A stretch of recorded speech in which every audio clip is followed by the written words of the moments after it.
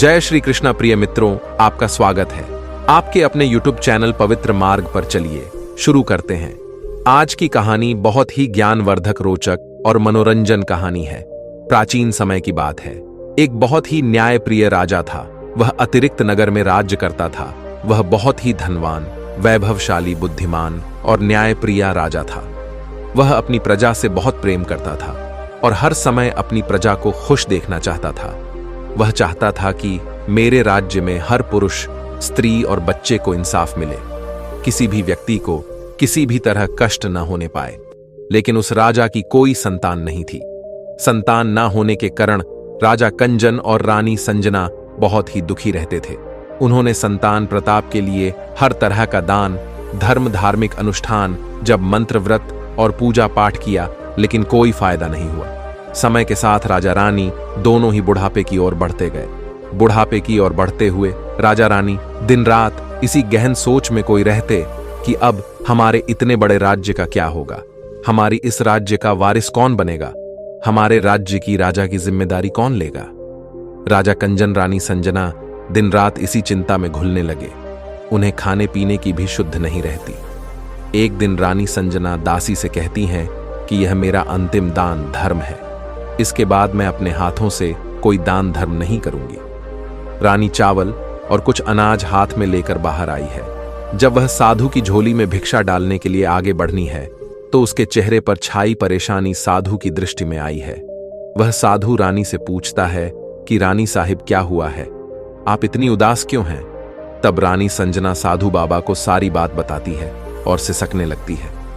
रानी संजना के दुख को समझते हुए वह साधु कुछ पल के लिए गंभीर हो जाता है और फिर कहता है कि रानी साहिब, आप चिंता मत कीजिए, आपकी संतान की इच्छा पूरी हो जाएगी। आपकी कोख से एक पुत्र जन्म लेगा, परंतु आपका वह पुत्र केवल 15 साल तक ही आप लोगों को मिलेगा। 15 साल के बाद वह इस मृत्यु लोक में नहीं रह पाएगा। रानी साहिब, इससे बढ़कर आपको कुछ देना मेरे लिए संभव नहीं है। अपनी बात पूरी करते करते उस बाबा ने अपनी झोली में हाथ डाला और थोड़ी सी विभूति निकालकर रानी को दी। साधु बाबा ने विभूति देते हुए कहा कि रानी साहिब, आप और राजा कंजन दोनों इस विभूति को बताकर ग्रहण करना। ईश्वर की कृपा से बहुत जल्द ही आप दोनों को पुत्र प्रताप होगी। इतना कहकर वह बाबा चला गया। उसके जाने के बाद रानी संजना सोचने लगी कि 15 साल तो 15 साल ही सही, उतने समय के लिए तो हमें पुत्र मिलेगा, यही काफी है। उसे ढेर सारा लाड़ दुलार दूंगी, मैं अपनी संतान की हर इच्छा पूरी करूंगी।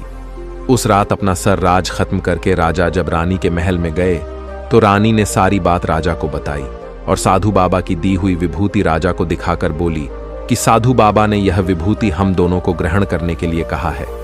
रानी की बात सुनकर राजा कंजन ने निराशा भाव से कहा कि हे रानी, हमने इतना दान धर्म किया, जब तक किया, लेकिन कोई फल नहीं मिला। यदि हम पर भगवान की कृपा होती तो अब तक हमें पुत्र की प्रताप हो चुका होता। अब इस विभूति से हमें क्या संतान प्रताप होगी। रानी बोली कि जब हमने इतना सब कुछ किया तो अब यह भी सही, क्यों खामखा बाबा के क्रोध को बुलावा दे। राजा को अब किसी पर विश्वास नहीं था, लेकिन अपनी पत्नी यानी रानी कंजना को दुख पहुंचे, इसलिए वह राजी हो गया। इसके बाद राजा और रानी दोनों नहाते धोते हैं, अपने भगवान और अपने पूर्वज का नाम स्मरण करते हैं।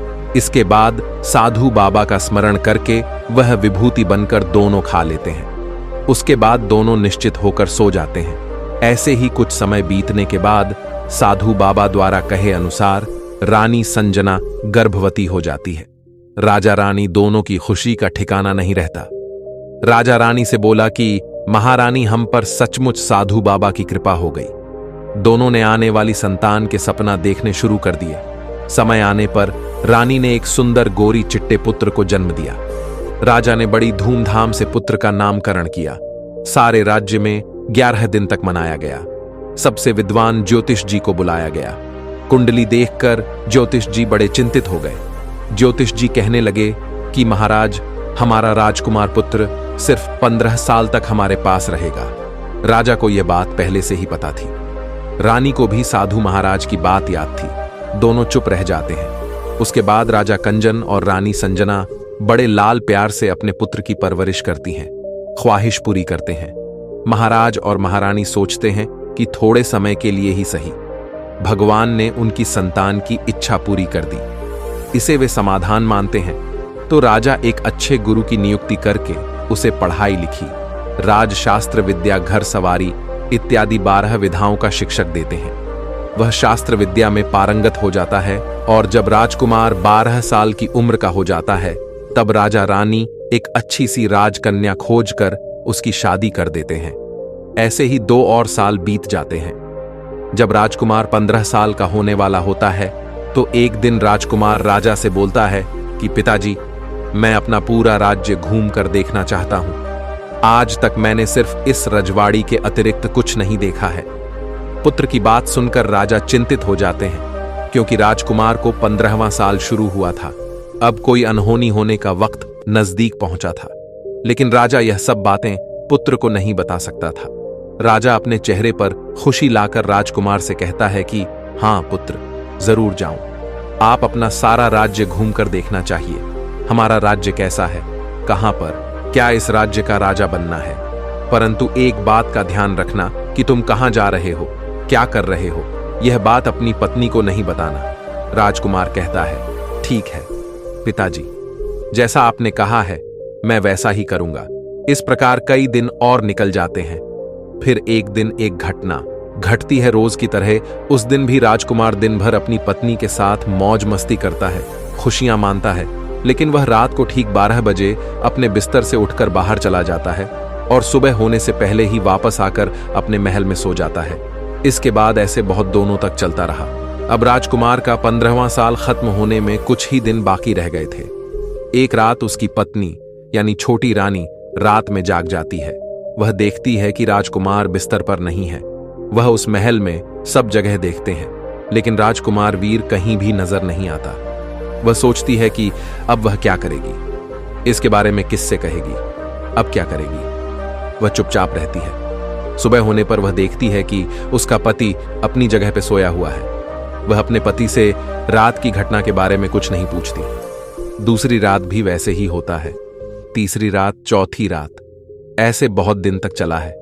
छोटी रानी बहुत ही चिंतित हो जाती है। वह सोचती है, मेरा पति रात को कहां जाता है, किससे मिलने जाता है। लेकिन राजकुमार से पूछने में उसे डर लगता है, शायद पति गुस्सा कर बैठे।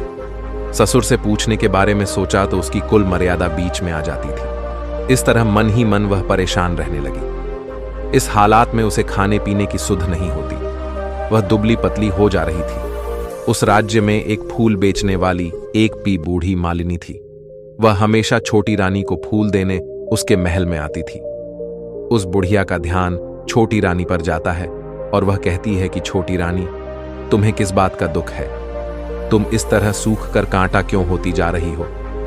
उस मालिन की बात सुनकर छोटी रानी कहती है कि मां, तुम्हें क्या बताऊं, तुम्हारा राजकुमार हर रात बिस्तर से उठकर कहीं चला जाता है और सुबह होते ही वापस आकर सो जाता है।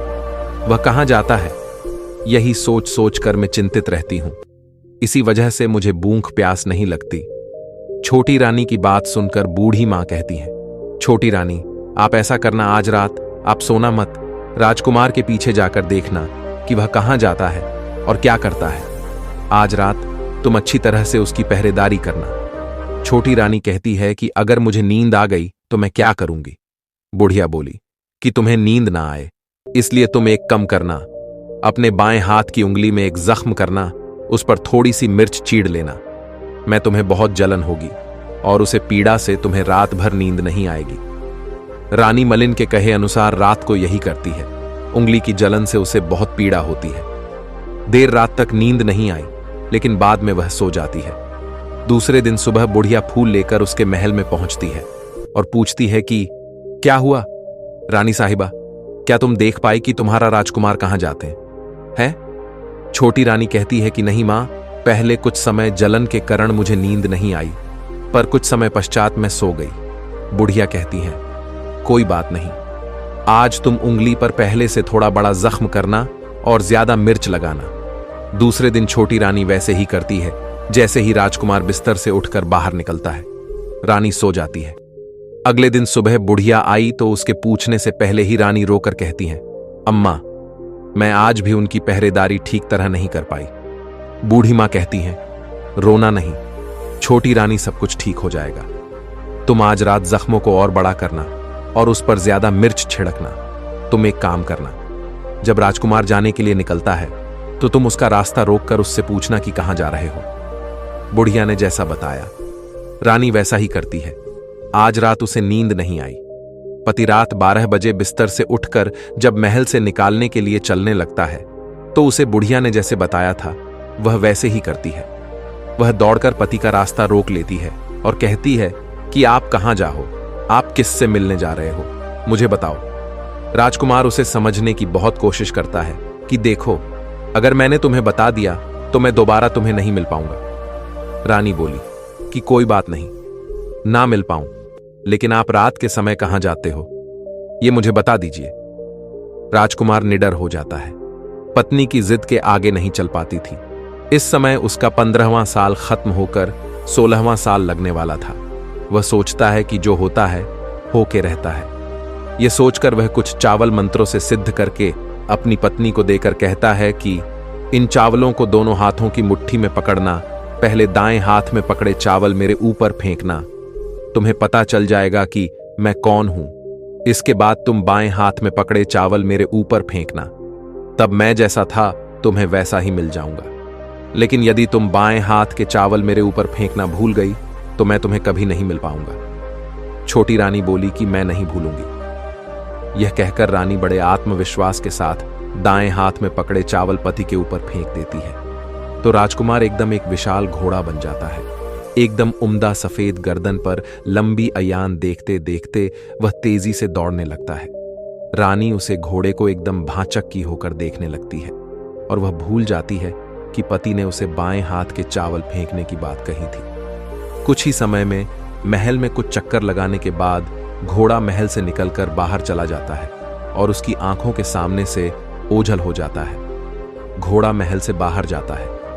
रानी इंतजार करती रहती है लेकिन वह वापस नहीं आता। अब रानी को बड़ा पश्चाताप होता है। वह स्वयं को कोसने लगती है लेकिन अब उसका कोई फायदा नहीं होने वाला था। राजकुमार अब वापस नहीं आने वाला था। सुबह होते ही महाराजा और महारानी को यह सब बात पता चलती है। उन्हें बहुत दुख होता है। वह समझ चुके थे कि उन्हें जी बात का डर था। वह अनहोनी घटना घट चुकी थी और अब वह जाकर भी कुछ नहीं कर सकते थे। दुख के कारण वह बिस्तर पकड़ लेते हैं और राह देखते हैं। 4 महीने गुजरते हैं और आखिर 7 महीने निकल जाते हैं। राजकुमार का कोई अता पता नहीं लगता। राजकुमार को ढूंढने के लिए राज्य के गांव-गांव में सिपाही भेजे जाते हैं लेकिन उन्हें कोई सफलता नहीं मिलती। रानी यह सोचकर स्वयं को मन ही मन कोसती है कि उसकी अपनी है के कारण पति गायब हो गया और वह पति को खो बैठी।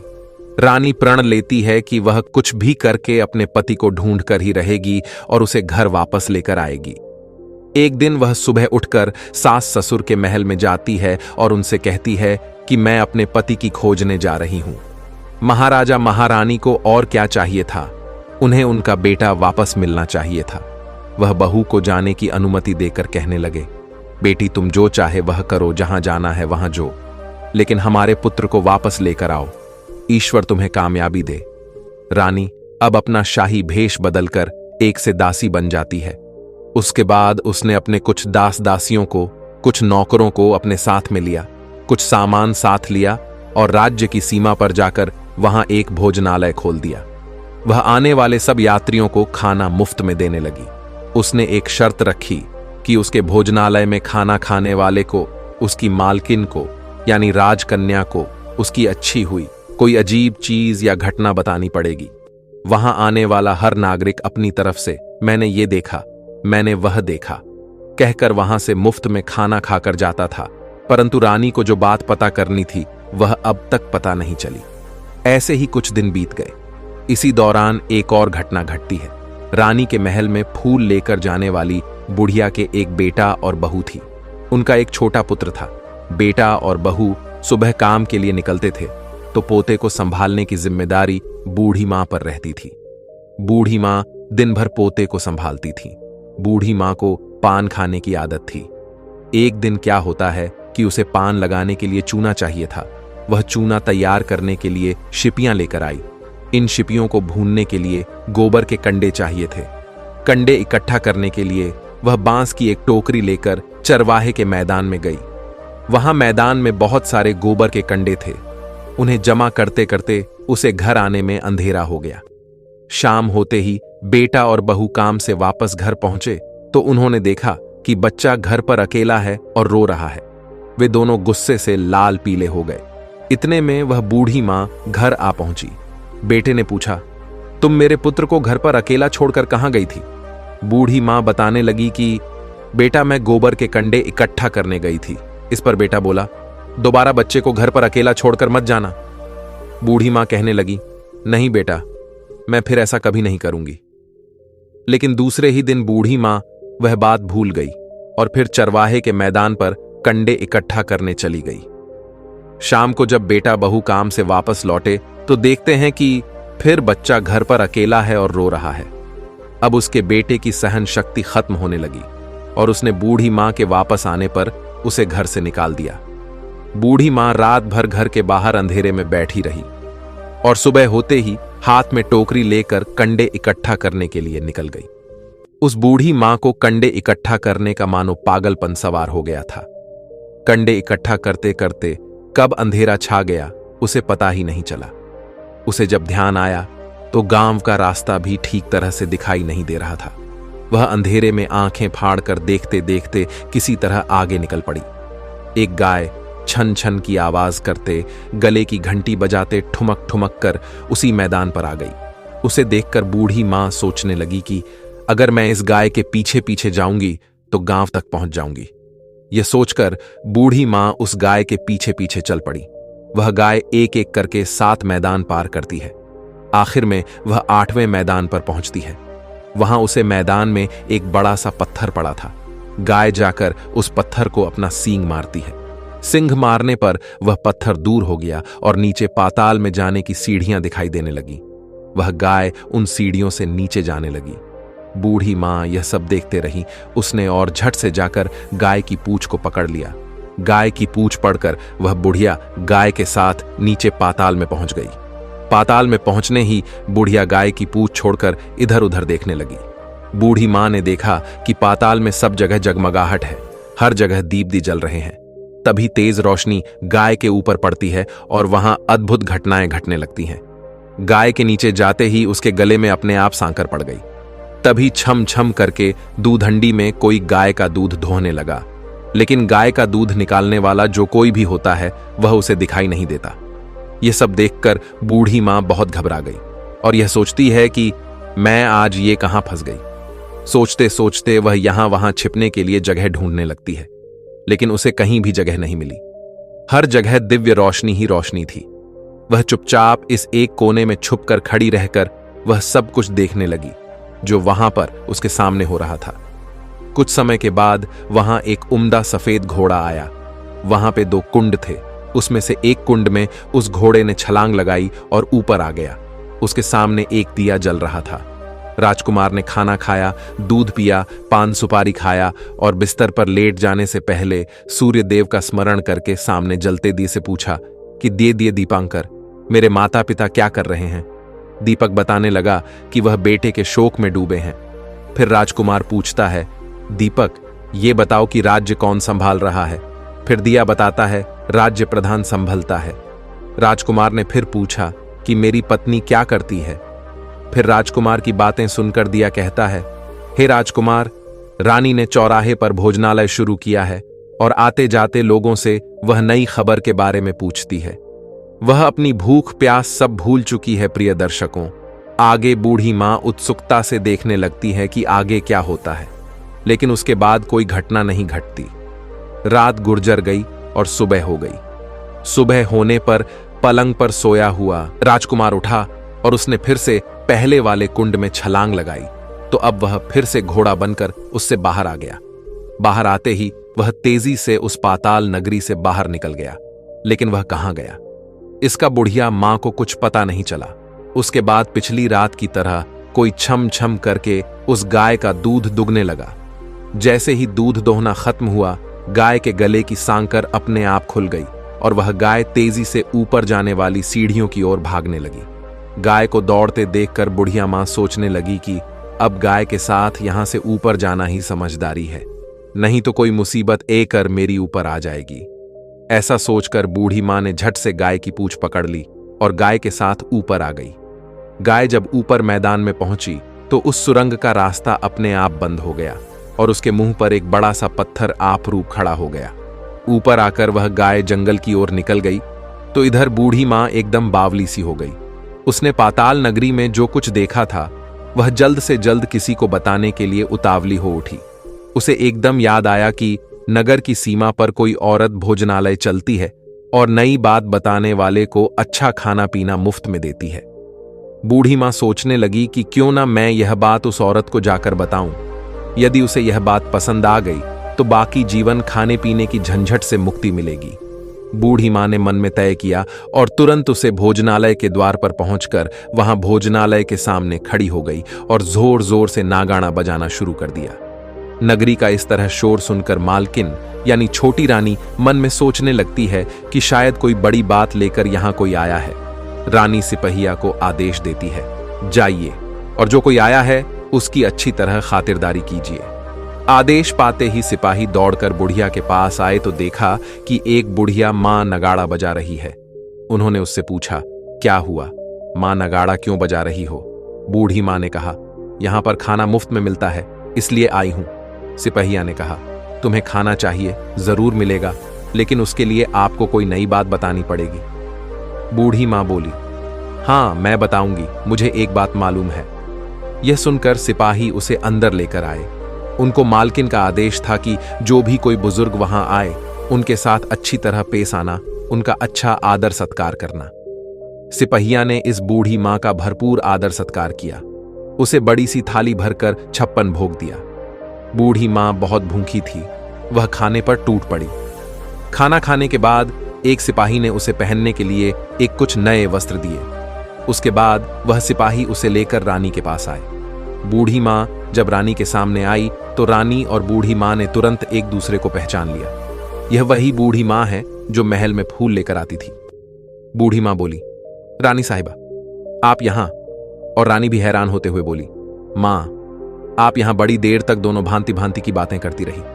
रानी बूढ़ी मां से कहने लगी, मां अब बताओ तुमने क्या नई बात या कोई ऐसी घटना जो अजीब हो? रानी की बात सुनकर बूढ़ी मां कहने लगी, नई बात? मैंने तो कोई नई बात नहीं देखी है। वह तो मेरे पास तुम्हें देने के लिए खाने के पैसे नहीं थे, इसलिए मैंने झूठ कहा और नगाड़ा बजाया। रानी ने कहा, अम्मा घबराना नहीं, मैं किसी को तुम्हारा नाम नहीं बताऊंगी। फिर भी बुढ़िया मां ने कहा कि मैंने क्या देखा, कब देखा? इस तरह करके वह बुढ़िया आनाकानी करने लगी। इस पर रानी कहने लगी, हे मां अगर तुमने मुझे वह नई बात बताई तो जिंदगी भर मैं आपकी देखभाल करूंगी, आपको रानी माता की तरह रखूंगी। यह बात सुनकर बुढ़िया मां खुश हो गई और अब बुढ़िया मां सब कुछ बताने को तैयार हो गई। उसने जो कुछ उसे चारागाह वाले मैदान पर देखा था वह सब कुछ उसने रानी को बता दिया। रानी बूढ़ी मां से बोली, ही मां जहां आपने ये सब देखा था मुझे शीघ्र ही वहां ले चलो। रानी की बात सुनकर बुढ़िया मां बोली, नहीं रानी साहिबा मैं आपको वहां नहीं ले जा सकती। वह पताल राज्य है, वहां पर सांप है। यदि किसी ने तुम्हें देख लिया तो तुम्हारी जान खतरे में पड़ सकती है। लेकिन रानी ने उसकी एक भी नहीं सुनी और उसे उस जगह ले जाने के लिए है कहने लगी।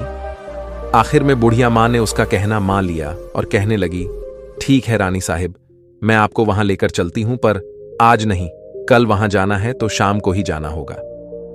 अगले दिन दोपहर को छोटी रानी बुढ़िया मां के साथ उसी मैदान पर गई और एक जगह छुपकर गाय के आने के राह देखने लगी। दिन ढलते ही चारों ओर अंधेरा छाने लगा। कुछ देर बाद हमेशा की तरह गाय वहां आ गई और मैदान की उसी कोने में जाकर उसने पत्थर पर सींग मारा तो झट से पत्थर हटकर वहां सुरंग में जाने का रास्ता खुल गया। गाय उस रास्ते से नीचे उतरने लगी तो बुढ़िया मां रानी से कहने लगी, जल्दी आगे बढ़ो रानी साहिबा, हम गाय की पूंछ पकड़कर नीचे उतरेंगे। दोनों गाय की पूंछ पकड़कर नीचे उतर गई। बुढ़िया मां जिस कोने में पिछली बार छुपी थी, इस बार छोटी रानी और बूढ़ी मां दोनों उसी कोने में छुप गई। अब नीचे सब कुछ पहले जैसा घटित हो रहा था, वैसे ही दीपक जल रहे थे। पूरी गुफा में दिव्य रोशनी की चमक थी, सब कुछ जादुई था। गाय के गले में अपने आप शाकर लग गई। अदृश्य रूप से उसका दूध कोई दोहने लगा। एक सफेद उम्दा घोड़े ने आकर एक कुंड में छलांग लगाई तो घोड़ा एक राजकुमार के रूप में ऊपर आ गया। वह राजकुमार दूसरे कुंड में नहाने लगा। उसने वहां रखे नए वस्त्र धारण किए। उसके नजदीक एक सुंदर पलंग था। वह आकर उस पलंग पर बैठ गया। सोने के लिए पलंग पर गया तो सोने से पहले सूर्यदेव का स्मरण करके दिए से पूछने लगा, हे दीप, आज मुझे यह बताओ, मेरे माता पिता क्या कर रहे हैं? आज दिया कुछ जवाब नहीं देता, बल्कि वह बुझने लगता है। तब राजकुमार को इसका संदेह हो गया कि कुछ घटित हुआ है। वह उदास हो गया और ऐसा सोचकर कि जो कुछ हुआ है वह हो जाने दो। राजकुमार सोने के लिए बिस्तर पर लेट गया। अब रानी का संयम टूट गया। वह दौड़कर पति के पास गई और उसके पैर पकड़ने के लिए आगे बढ़ने लगी तो राजकुमार तुरंत ही अपनी पत्नी को पहचान गया। वह झट से पीछे हट गया और चिल्लाने लगा कि नहीं नहीं, मुझे मत छूना, नहीं तो सर्वनाश हो जाएगा। छोटी रानी दोनों हाथ जोड़कर पति से अपनी भूल स्वीकार करके माफी मांगने लगी। रानी ने कहा, हे स्वामी, मुझसे बहुत बड़ी भूल हो गई, मुझे क्षमा कर दीजिए। मुझे आपसे नहीं पूछना चाहिए था कि आप रात को कहां जाते हो। मैं अपनी भूल स्वीकार करती हूं। मुझे मेरी भूल की सजा मिल गई है। अब आप घर चले। आपके वियोग में आपके माता पिता ने बिस्तर पकड़ लिया है। आपकी प्रजा भी बहुत दुखी है। छोटी रानी की बात सुनकर राजकुमार कहने लगा कि एक बार तुम गलती कर बैठी हो, अब दोबारा गलती मत करना, नहीं तो अब मैं जो तुम्हें दिख रहा हूं वह भी नहीं दिखूंगा। छोटी रानी अब विलाप करने लगी और जोर जोर से जमीन पर सर पटकने लगी। अपनी पत्नी यानी छोटी रानी की यह हालत देखकर राजकुमार के मन में उसके प्रति दया उत्पन्न हो गई। वह अपनी पत्नी से कहने लगा कि यदि आप मुझे वापस पाना चाहती हो तो आपको एक काम करना होगा। काम बहुत ही ज्यादा कठिन है, लेकिन वह आपको बिना किसी की सहायता लिए अकेले ही करना होगा।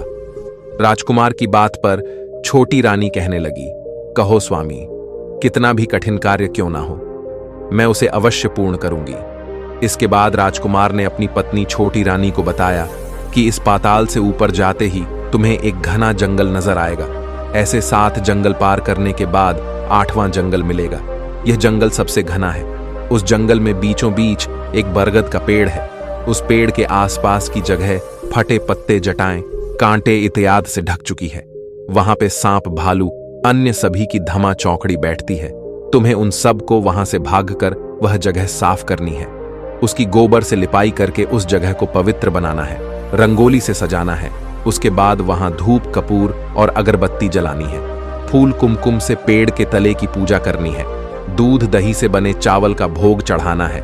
यह सब तुम्हें दोपहर को 12 बजे करना है का ध्यान करना है। ठीक 12 बजे सूर्य भगवान का रथ वहां उतरेगा। भगवान सूर्य देव वह सब देखकर खुश हो जाएंगे और कहेंगे, जिस किसी ने यह सब किया है उसे मैं मनचाहा फल दूंगा। तो तुम भगवान सूर्य देव के सामने जाकर उनके रथ का दाहिना घोड़ा मांगना। सूर्य देव के यहां करने के बाद मैं आपको मिल जाऊंगा। इतनी बात कहकर राजकुमार अपने पलंग पर सो गया और छोटी रानी सुबह होने की राह देखने लगी। सुबह होते ही छोटी रानी बुढ़िया मां के साथ गाय की पूंछ पड़कर ऊपर आ गई। ऊपर आने के बाद वह बुढ़िया मां से कहने लगी, मां, अब मैं अकेली ही आगे जाऊंगी, तुम भोजनालय वापस जाओ। बूढ़े मां को भोजनालय में जाने के लिए कहकर वह जंगल में जाकर राजकुमार की बताई गई जगह को ढूंढने लगी। कुछ समय पश्चात उसे वह स्थान मिल गया और किसी तरह सभी को वहां से भागकर उसने वह जगह अच्छी तरह से साफ कर दी। ये सब करने के बाद जैसे राजकुमार ने बताया था, ठीक वैसे ही लिपाई पुताई करके वापस आ गई। दूसरे दिन छोटी रानी जंगल में उसी जगह पहुंची। वहां जाकर उसने इत्र गुलाब का पानी छिड़कर वह जगह सुगंधित की। फिर धूप अगरबत्ती जलाकर उसे पवित्र किया और पूजा की सब सामग्री वहां तैयार रखकर सूर्य भगवान का ध्यान करने बैठ गई, जैसा कि उसके पति ने बताया था। दोपहर को ठीक 12 बजे सूर्य भगवान का रथ उसे बरगद के पेड़ पर आकर रुक गया। सूर्य भगवान ने जब रथ से नीचे देखा तो वहां का सुगंधित वातावरण देखकर वह बहुत प्रसन्न हो गए। फिर सूर्य भगवान बोले, जिस किसी ने यह काम किया है वह यहां आकर आज मुझे कुछ भी मांगे, मैं उसे दे दूंगा। छोटी रानी ने सूर्य भगवान के यह शब्द सुने तो वह बिना समय गंवाए दौड़कर उनके सामने आ गई और भगवान सूर्यदेव को प्रणाम करके कहने लगी, हे प्रभु, वह मैं ही हूं, मैंने ही यह जगह साफ की है। छोटी रानी की बात सुनकर सूर्य भगवान ने कहा, अच्छा, तुम्हें जो चाहिए वह मांगो। छोटी रानी बोली, भगवान, मुझे आपके रथ का दाहिना घोड़ा चाहिए। सूर्य भगवान बोले, नहीं नहीं, मैं तुम्हें और कुछ भी दे सकता हूं, लेकिन अपने रथ का दाहिना घोड़ा नहीं दे सकता। मेरे रथ के 12 घोड़े हैं, तुम चाहे तो कोई और घोड़ा मांग लो, लेकिन ये दाहिना घोड़ा नहीं, मैं तुम्हें वह नहीं दे सकता। छोटी रानी ने एक नहीं सुनी, वह सूर्य देव से एक ही बात कह रही थी, वह दाहिना घोड़ा दे दीजिए, नहीं तो मैं आपके पैरों में गिरकर अपनी जान दे दूंगी। अब सूर्य देव धर्म संकट में पड़ गए, उन्होंने वचन दे दिया था, अब वह अपने वचन से पलट भी तो नहीं सकते थे। सूर्य देव ने कहा, ठीक है, मैंने तुम्हें वह घोड़ा दिया, लेकिन वह तुम्हें यहां नहीं मिलेगा, तुम्हें उसे पाताल में जाकर लाना होगा।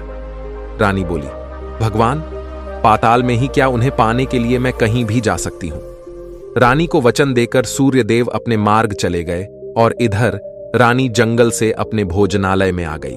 फिर वह बुढ़िया मां को लेकर उसी मैदान पर आ गई। जल्दी ही शाम हो गई। शाम होते ही वह गाय आ गई और पत्थर पर सींग मारी। सींग मारते ही पत्थर तुरंत हट गया तथा गाय नीचे उतारने लगी। छोटी रानी और बुढ़िया मां जल्दी जल्दी उसकी पूंछ पकड़कर उसके साथ ही नीचे उतर गई। नीचे पाताल में सब घटनाएं पहले की तरह ही घटने लगी। घोड़े का एक कुंड में नहाकर राजकुमार वन जाना, दूसरे कुंड में नहा धोकर नए कपड़े पहनकर पलंग पर जाकर बैठना, तो उसे खाने की थाली, दूध की प्याली आना, पान सुपारी आना। लेकिन आज एक नई घटना घटी। आज 2-2 थाली, 2-2 दूध की प्याली, 2-2 पान वीणा उसके सामने आए। वह कुछ नहीं बोला। अपने हिस्से की थाली खाकर, दूध पीकर और पान बेड़ा चबाकर वह सोने चला गया और हमेशा की तरह दिए से पूछने लगा, दिए, दीपांकर, मेरे माता पिता क्या करते हैं? दिए ने बताया, वे दोनों तुम्हारे शोक में मरने की स्थिति में पहुंच गए हैं। यह सुनते ही राजकुमार की आंखों से आंसू टपकने लगे। फिर वह पूछने लगा, दिए, दीपांकर, मेरा राज्य कौन चला रहा है? दिए ने बताया, तुम्हारा राज्य प्रधान चला रहा है और वह सब कुछ हड़प चुका है। वह प्रजा पर बहुत अत्याचार कर रहा है। यह सुनकर राजकुमार को बहुत गुस्सा आया। वह गुस्से से अपनी मुट्ठी भेंटने लगा। फिर राजकुमार ने पूछा, दिए, दीपक बताओ, मेरी पत्नी क्या कर रही है? अब दिया कुछ नहीं बोला, चुप रहा। अब रानी का संयम जवाब दे गया। वह दौड़कर पति के सामने आ गई। राजकुमार कहने लगा कि अब मैं तुम्हें मिल गया हूं। रानी ने पूछा कि क्या तुम सच कह रहे हो? आप अब फिर से घोड़ा तो नहीं बनेंगे? राजकुमार कहने लगा, नहीं, मैं अब दोबारा घोड़ा नहीं बनूंगा। राजकुमार ने रानी से कहा, तुमने मुझे पाने के लिए इतने सारे कष्ट उठाए हैं, इसलिए सूर्यदेव ने मुझे सदा के लिए घोड़े के जन्म से मुक्त कर दिया है। राजकुमार ने बड़े प्यार से कहा और उसे गले लगाया, उसके आंसू पोंछे। कुछ समय पश्चात सुबह हो गई तो गाय की संकल्प टूटी और वह लोग ऊपर भूलोक जाने लगे। ऊपर आने पर वह लोग सीधे भोजनालय में पहुंचे। उन्होंने वहां का सब सामान लोगों में बांट दिया और भोजनालय को ताला लगाकर अपने राज्य में लौट गए। राजकुमार को वापस आता देखकर राज्य का प्रधान घबरा गया। राजकुमार ने उसे बंदी बनाकर कारखाने में डाल दिया और राज्य की बागडोर अपने हाथ में ले ली। उसके बाद वह अपने माता पिता से मिलने उनके महल में गया। राजकुमार ने देखा कि उसके माता पिता उसके शोक में अस्थिपंजर बने हुए हैं। पुत्र को देखकर राजा रानी की आंखों से आंसू बहने लगे। उन दोनों ने पुत्र को गले लगाया, उसे प्यार से सहलाया। इतना होने के बाद उनके सेहत में एकदम सुधार आने लगा। राजा ने अपने पुत्र का राज्याभिषेक करके उसे सिंहासन पर बिठाया और बहू को महारानी का दर्जा दे दिया। इसके बाद वह स्वयं अपनी पत्नी के साथ ईश्वर स्मरण करते हुए खुशी से दिन बिताते हैं। महाराजा बना राजकुमार अच्छी तरह से राज्य चलाने लगा और अपनी पत्नी के साथ सुख शांति से जीवन बिताने लगा। रानी ने उस बुढ़िया मां को अपने ही पास रख लिया। वह उसकी अच्छी तरह से देखभाल करने लगी। बुढ़िया मां और उसके बुढ़ापे के दिन खुशी से गुजरने लगे। प्रिय मित्रों, आशा करते हैं आपको हमारी ये कहानी पसंद आई होगी। आपको हमारी ये कहानी कैसी लगी कमेंट करके जरूर बताएं। आपको हमारी ये कहानी पसंद आई हो तो वीडियो को लाइक करें, चैनल को सब्सक्राइब करें। वीडियो को अंत तक देखने के लिए आपका बहुत बहुत धन्यवाद।